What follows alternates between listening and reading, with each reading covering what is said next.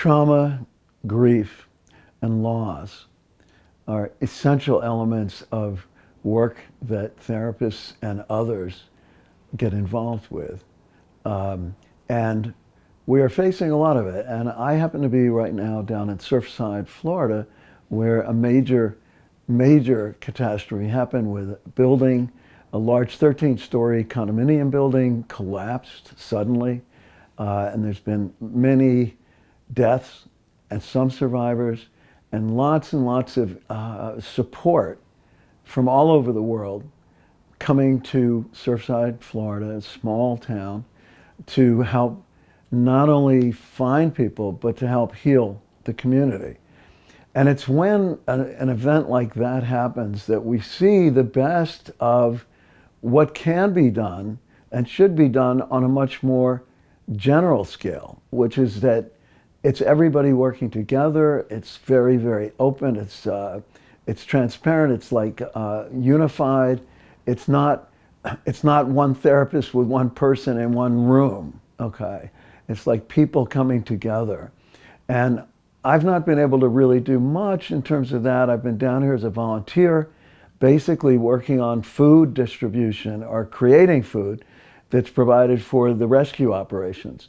And in fact, tonight there's going to be a dinner with the Israeli rescue team. One of the reasons I actually came to this town is it has a unique Jewish community, which was very central in Surfside, with Jews from all over the world, a lot of Latino Jews and Israelis and so forth. And the issue around doing grief counseling is it's very unique. It's very hard to explain because mostly what you're going to do is listen.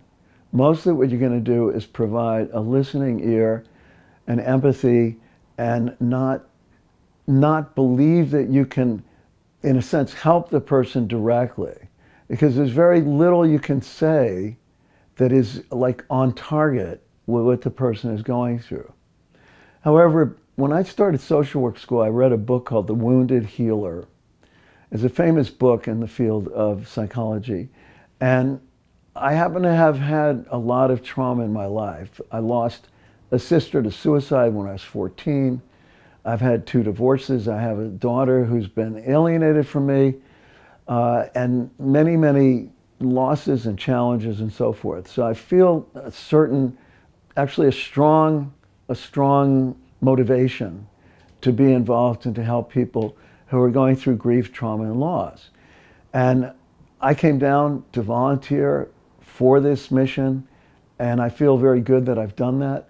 And I would encourage people to do this. And we've seen so many examples. I did go down to New York for one day, 10 days after 9/11. We know that in Boston, after the Boston Marathon bombing, there was a huge outpouring of support. And so all the events in the United States, for example, that have been really openly events of trauma and grief have brought together the kind of support that is needed in general. So it shouldn't take a catastrophe to bring out these issues, to bring out these elements, to bring out this support, to bring out this vitality. And it's great to see the vitality, and it's very, very, very tragic to see the losses and to hear directly from those who have survived, the survivors of people who have lost. I did meet an Indian man and his wife and son from Birmingham, UK. They lost a daughter, son-in-law, and 13-month-old baby in the disaster. And just that experience alone was very powerful. But the overall sense of coming together is very powerful. And I want people to recognize how important that is.